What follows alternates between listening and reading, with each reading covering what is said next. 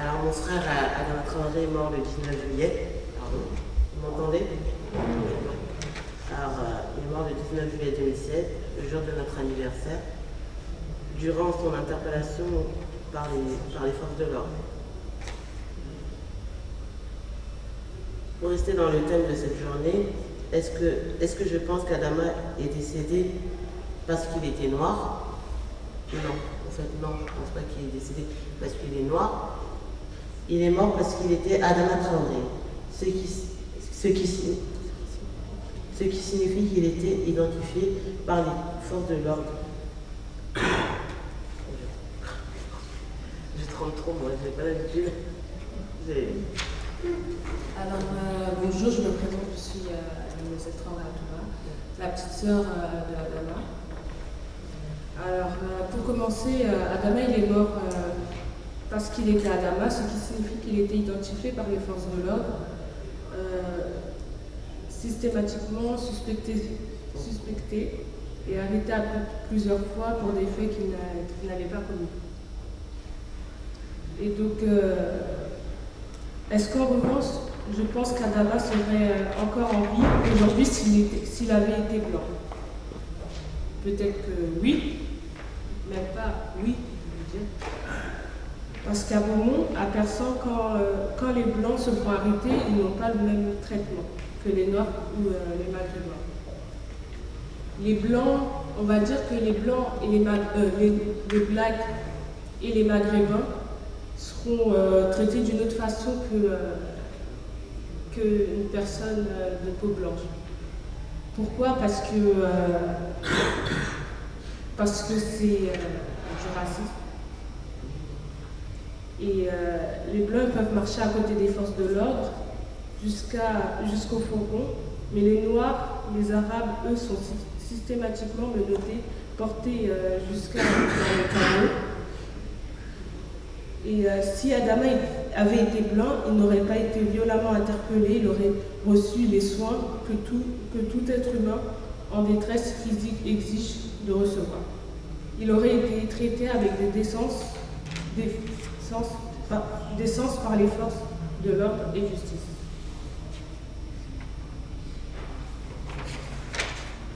Si Adama avait été blanc, nous aurions eu des réponses à nos questions rapidement. Ils ne nous auront fait pas attendre au moins 2 heures, parce que le jour où il a été interpellé, on nous a appelé pour nous dire que oui, Adama avait fait une crise et qu'il était à l'hôpital de Beaumont. Donc moi, ma mère et mes frères, nous sommes partis à l'hôpital de Beaumont. On est partis à l'accueil, on a dit on vient pour notre frère Adama Traoré. La dame à l'accueil nous a dit que non, nous n'avons pas d'Adama Traoré. On appelle les urgences, ils nous disent oui, attendez, ne quittez pas. Ils nous transfèrent directement à la gendarmerie. La gendarmerie nous dit oui, Adama est bien à l'hôpital. Donc arrêtez de nous appeler. Donc nous, on attend à l'hôpital de Beaumont, toujours pas de réponse. On appelle l'hôpital de Pontoise, personne. Ils nous disent nous n'avons pas d'Adama Traoré. On trouve ça bizarre. Et ce jour-là, j'étais partie faire les courses. Et sur le chemin du retour, je vois un autre frère à moi, Chikné Traoré. Il était parti apporter à manger à son frère Adama et à son autre frère Bagui Traoré. Il avait été interpellé le même jour que Adama. Et je me suis arrêtée pour dire mais où vas-tu en fait? Il m'a dit je vais donner à manger à Adama et à Bagui. Mais j'ai dit mais la police va nous appeler pour nous dire que oui, Adama il avait fait une crise et qu'il était à l'hôpital. Donc je pense pas que tu vas le trouver à gendarmerie. Il a dit qu'il allait quand même voir. Qu'il allait quand même aller voir. Et il est parti. Les gendarmes, ils ont pris le manger que mon frère a apporté. Ils ont dit oui, on va donner le manger à mon frère. Il est bien ici. Donc mon frère Adama était déjà décédé. Voilà. Donc il était déjà décédé, mais ils ne nous l'ont pas dit, nous l'ont caché jusqu'à 21h. Et nous sommes partis devant la gendarmerie, parce que mon frère m'a dit oui, Adama il est bien à la gendarmerie, je leur ai donné à manger, ils ont accepté. Et nous, on a dit, bah, c'est bizarre, ils nous ont dit qu'il était à l'hôpital. Donc on s'est dit qu'on va aller quand même à la gendarmerie. Ce jour-là, j'étais avec ma mère et mon frère. Donc on attend devant la gendarmerie, ils ouvrent la porte, ils nous disent non, reculez, on ne va rien vous dire pour l'instant, on ne va rien vous dire, vous en saurez plus plus tard, ne vous inquiétez pas. On dit non, on veut savoir, c'est bizarre cette histoire de vous nous faites envoyer à l'hôpital en disant sachant qu'il n'était pas là. Donc après on a pu négocier, il fallait négocier pour savoir où était notre frère. Donc ils ont pris ma mère sur le côté, une gendarme a pris ma mère et un autre gendarme a pris mon frère. Ils nous ont dit, si on vous dit, comment vous allez réagir. Mon frère a dit, bah, dites, dites. Où est Adama? Voilà, il a fait où est Adama. Mais le gendarme a dit, oui, on va vous dire où il est, mais si je vous le dis, comment allez-vous réagir? Vous ne réagissez pas mal. Jusqu'à là, on s'est dit, bon, moi dans ma tête, je me suis déjà dit, ah, il y a quelque chose de grave.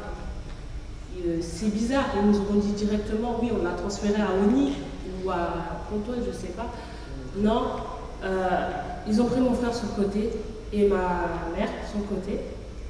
Alors, dès que j'ai vu, ils parlaient de loin, j'ai vu le gendarme parler à mon frère.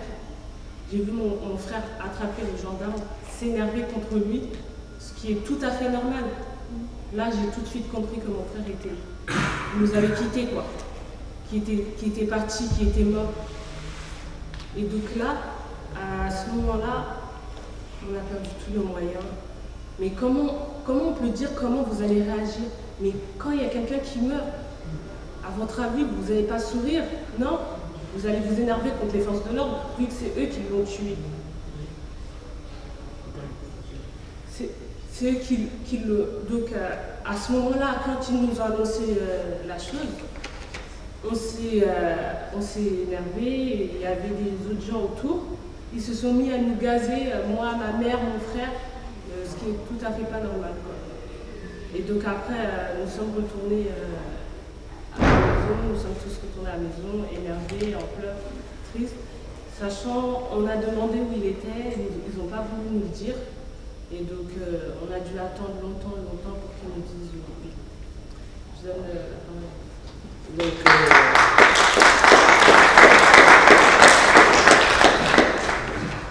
c'est pour dire en fait, nous on habite, c'est pas une banlieue vraiment, voilà, c'est une campagne. Nous on habite dans le 95, à la limite de la Picardie, c'est pour vous dire que voilà, il n'y a que des champs. Donc c'est pas la cité non plus. Et Adama, dont tous les jeunes de cette banlieue-là, parce que ça reste une banlieue, vivent au quotidien la persécution des gendarmes. Avant c'était la police, après quand c'était la police, c'était un peu plus, voilà, ça se passait bien, on peut dire. Mais là, un exemple typique, vous roulez en voiture, et bien vous pouvez vous faire contrôler en l'espace de 3 heures, en moins 5 fois, par les mêmes gendarmes. Donc, on est arrivé à un stade où on se demande, ils font pas ça à n'importe qui. Ils font pas ça à n'importe qui. Ils ont leur tête. C'est toujours, comme on l'a dit, des Maghrébins ou des Noirs. Toujours. C'est notre constat, c'est voilà, quand on se dit pourquoi lui, typiquement, vous allez avoir une arrestation qui va être faite, et ben les mêmes traitements ne seront pas faits à un blanc par rapport à un noir. C'est ce qu'on a vécu, nous, par rapport à des actes qui ont été commis dans la rue où on habite, quoi. C'est un acharnement Voilà. qu'il y a eu sur Adama. Adama il est décédé parce qu'il était Adama, comme j'ai pu le dire. Adama était, on peut dire, connu des services de police, on peut dire ça. C'est-à-dire, pas connu, mais en gros, il savait que Adama Traoré, c'était le frère de tant voilà, je ne sais pas comment vous expliquer ça. C'est enfin, c'est un petit village, tout le monde se connaît, on peut dire. Donc les gendarmes connaissent les jeunes. Donc Adama Traoré était pour moi, dans leur champ de vision. Il fallait l'interpeller. Lorsqu'il n'avait rien fait. Il fallait l'interpeller. Adama, moi quand j'apprends le décès de mon frère, je reste voilà, choquée, quoi. Je me dis, bon, c'était quelqu'un de timide. Adama était timide. Adama n'avait pas le contact facile. Voilà, il était dans son coin, réservé. Voilà, il avait ses amis. Voilà, même ses amis pourraient vous dire, quelqu'un qui sourit tout le temps comme ça, c'est parce que voilà, il a du mal à s'exprimer. Donc il sourit tout le temps il souriait. C'est quelqu'un de joyeux. Aujourd'hui, la question, là on est là pour en parler.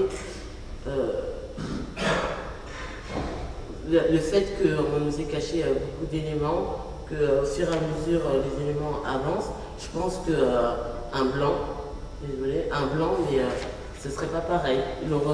Déjà, la personne allait décéder, on allait tout de suite appeler sa famille, on allait, voilà, la famille allait avoir des réponses. Que nous, jusqu'à aujourd'hui, on n'a pas eu le contact d'aucune personne, quoi. Jusqu'à aujourd'hui, on est, voilà, on se bat pour avoir des réponses.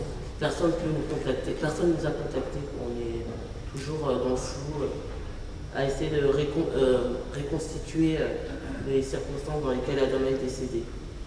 C'est quand même dramatique. Attends, je vais dire un dernier mot. Vas-y. Tout ça pour dire que en fait, c'était un acharnement sur mon frère. On va pas trop dire que c'est parce qu'il était noir, voilà. C'est plus un acharnement qu'ils ont eu sur lui. Ils voulaient sa peau, voilà, ils ont eu ce qu'ils ont eu et ils ont eu ce qu'ils ont eu. Maintenant, il y aura justice, on va se battre jusqu'au bout pour qu'il y ait justice, on va rien lâcher. Quitte à ça prenne du temps, on va rien lâcher et on aura besoin de tout votre soutien et c'est ça qui fait la force.